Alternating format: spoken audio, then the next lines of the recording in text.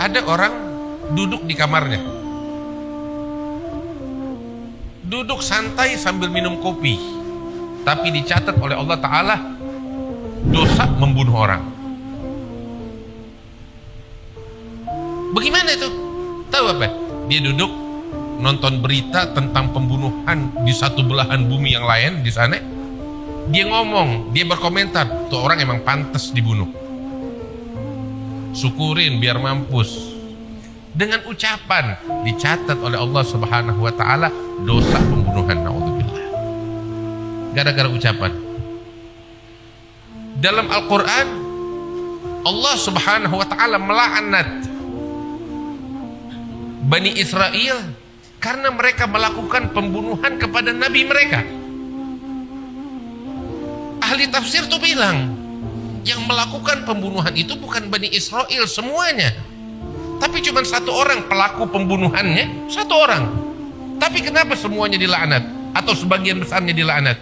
Sebagian besarnya dilaknat karena merestui pembunuhan itu, memberikan komentar yang mendukung hal itu. Padahal kalau dia diam, selesai.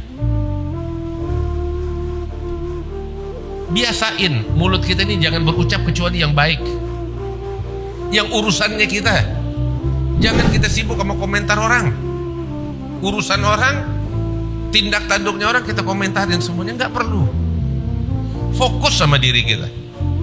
Kita tuh bakal ditanya sama Allah Ta'ala tentang urusan kita, dosa kita, tanggung jawab kita. Orang mau korupsi, orang mau naik, mau turun, itu bukan urusan kita, dan kita nggak bakal ditanya sama Allah. Jangankan mereka, iblis, seumur hidup kita kagak pernah melaknat iblis. Kita nggak bakal masuk neraka gara-gara kita nggak melaknat iblis. Kita nggak bakal masuk neraka ketika kita nggak melaknat iblis atau melaknat sama namanya Firaun. Enggak. Tapi kalau udah sesuatu terucap dari lisan kita, siap untuk pengadilan Allah. Bapak-bapak, ibu-ibu yang dimuliakan Allah, tahu gak di antara bentuk namimah? Nabi bilang la yadkhulul jannatal qattat, gak bakal masuk surga al-qattat. Apa itu qattat? An-namam, tukang namimah, mindahin omongan dari satu ke yang lain untuk mengadu domba. Bentuknya banyak, seringkali banyak di antara kita tuh gak menyadarinya, padahal itu salah satu dosa besar yang dia lakukan. Contoh apa? Kita terima pesan di WhatsApp kita tentang kejelekan orang lain, kita sebar ke orang lain. Kita sebar. Kita menyebarkan ribah dan kita juga menyebarkan namimah. Tahu gak dosanya ribah tuh? Dosanya gibah lebih berat di mata Allah daripada perzinaan.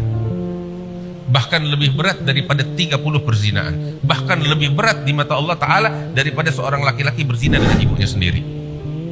Itu kalau kita ngomongin orang dengan keburukan. Jadi jangan biasain kita tuh ngomentarin orang, ngomongin hal-hal yang gak baik, jangan. Salah satunya apa tahu? Masuk ke ranah privasi orang lain terus kita sebarin kemana-mana. Ini kebiasaan buruk. Contoh, lo dengar kabar gak? Kabar apa? Tuh si Fulan baru kawin lagi loh. Ini mohon maaf saya ngomong begini nih, karena ini sering terjadi dan kita anggap itu biasa, mungkin sebagai ucapan bercanda.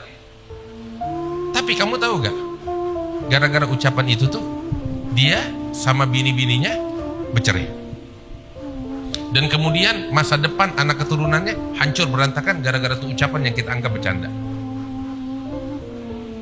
Makanya Nabi Muhammad SAW tuh bilang, seorang laki-laki la yatakallam bikalimah, dia hanya mengucap satu kata, terkadang untuk membuat teman-teman ngobrolnya itu tertawa, tapi ternyata la yulgi bihabalan, dia nggak anggap besar tuh omongan, tapi ternyata tuh ucapan menjadi penyebab utama dia terombang-ambing di jurang api neraka selama 70 tahun dibakar oleh Allah Ta'ala. Itu sebagai contoh. Masuk dalam privasi urusan orang, privasinya orang lain. Dia lagi bercerai loh sama bininya, ngomong begitu. Itu nggak boleh. Kita fokus sama dirinya kita. Ini kata-kata semacam gini, jaga. Jangan sampai terucap dari lisan kita. Bapak-bapak, ibu-ibu yang dimuliakan Allah Subhanahu wa taala. Karena itu, dari majelis yang mulia ini, mulai saat ini kita biasakan berpikir sebelum berucap, berpikir sebelum menulis, berpikir sebelum menyebar. Tahu kenapa? Sebab kita satu saat akan berdiri di pengadilan Allah untuk diminta pertanggungjawaban oleh Allah atas setiap apa yang kita utarakan.